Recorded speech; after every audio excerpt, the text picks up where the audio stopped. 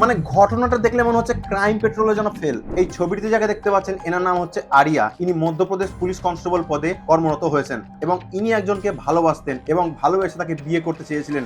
এবার ইনি এনার বাবাকে জানায় যে ইনি এই আশিস বলে এই ছেলেটাকে ভালোবাসেন এবং তাকে বিয়ে করতে চান। তারপর তার বাবা এটি মেনে নিতে চান না, কারণ তার বাবার মতে ছেলেটি নাকি ভালো ছিল না, যার কারণে তার বাবা মেনে নিতে পারেননি। এবার এই আরিয়া বলে এই মেয়েটি তার বাবাকে মিল্কশেকের সাথে বিষাক্ত জিনিস কিন্তু মিশিয়ে দেয় এবং তার বাবা সেটি খেয়ে নেয়। তারপরে তার বাবা কিছু বুঝতে পারেনি, তিনি ডিউটিতে চলে যান। তারপরে হঠাৎ কিন্তু তার বাবা মারা যান। এবার এনার বাবা একজন পুলিশ ছিলেন এবং ইনি ডিউটি চলাকালীন অবস্থাতে মারা গেছেন এবং এনার বাবার মৃত্যুতে কারোর কোনো সন্দেহ হয়নি, যার কারণে কোনো ময়না তদন্ত কিন্তু হয়নি। পরে আরিয়া এবং তার প্রেমিক আশিস দুজনে কিন্তু বিয়ে করে নেয়। তারপরে সংসারে অশান্তি হওয়ার পর কিন্তু দুজনের মধ্যে বনিমনা হচ্ছিল না, যার কারণে আশিস কিন্তু থানায় চলে যায় এবং থানায় গিয়ে পুরো সত্যিটা কিন্তু বলে দেয় এবং পুলিশ পুরোটা সত্যতা যাচাই করার পর পুরো 4 জনকে অ্যারেস্ট করে। মানে দিন দিন কলিযুগের এতটা অধঃপতন হচ্ছে যে মানুষ কেউ কাউকে বিশ্বাস করতে পারবে না, কারণ কে যে কার গেম ওভার করে দেবে কেউ জানে না। আর এই ঘটনাটা শুনেও মনে হচ্ছে যে ক্রাইম পেট্রোল ফেল হয়ে যাবে।